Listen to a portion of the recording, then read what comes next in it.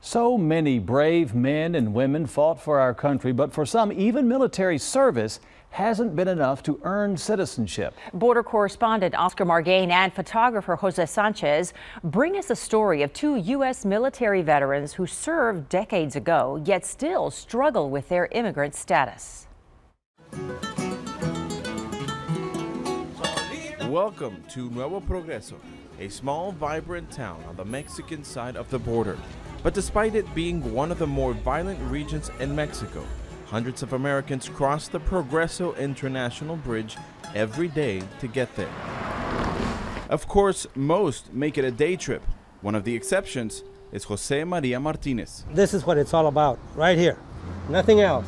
A decorated U.S. Marine who isn't allowed back. I got deported 15 years ago. Jose Maria was born in Mexico in 1949. At age 7, he says, he was brought to the U.S. by his parents. When I crossed the river in 1956 with my family, we were legally, had a green card. And by age 19, he heard his calling to fight for a country he deemed his in Vietnam. It is the young men of our Navy Marine Corps team that we will see firsthand today in Vietnam.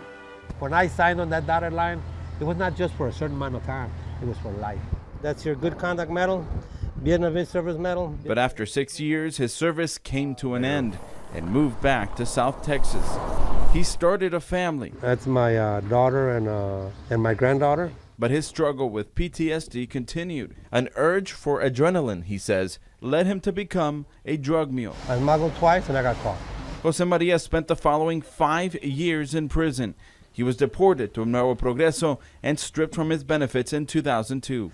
They said, you didn't take the oath. I said, I took the oath to serve. I took the oath to die for my country. Is that not enough oath? I said, no. This is it. This is where I feel safe. Mayanin Cáceres was also born in Mexico, but unlike Jose Maria, she didn't serve during time of war.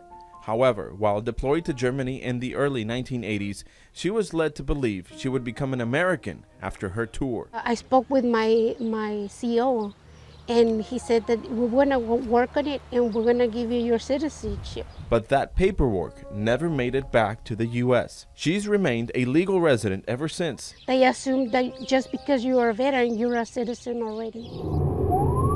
She says her anxiety worsened after one of her neighbors was taken in a recent immigration roundup by customs agents. Mayanin says she walks a straight line, knowing she could too one day be deported. That's the worst part. That's the worst part. It's not gonna go away until the problem is solved or until I get my citizenship. Is that shocking to you? It's shocking.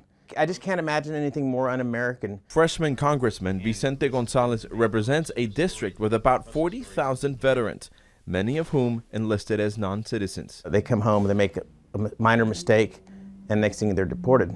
Specialist Barajas, founder and director of the Deported Veteran Support House. The Deported Veteran Support House, an organization based in Tijuana, Mexico, says it has tracked 318 deported veterans across 36 countries, but estimates the real number to be in the thousands. While the Defense Department says about 18,000 non-citizens currently serve in the armed forces. I behaved and I've done nothing wrong with the hope that the government will realize that yeah, we screwed up, but I paid completely. At the end of the day, that's all the 67-year-old says he is fighting for, his benefits and a chance to visit his family freely. It's funny how something so small can claim so much of your life.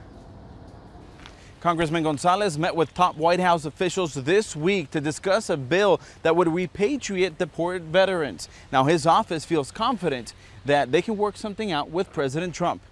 In Progreso, on the Texas-Mexico border, I'm Oscar Margain reporting.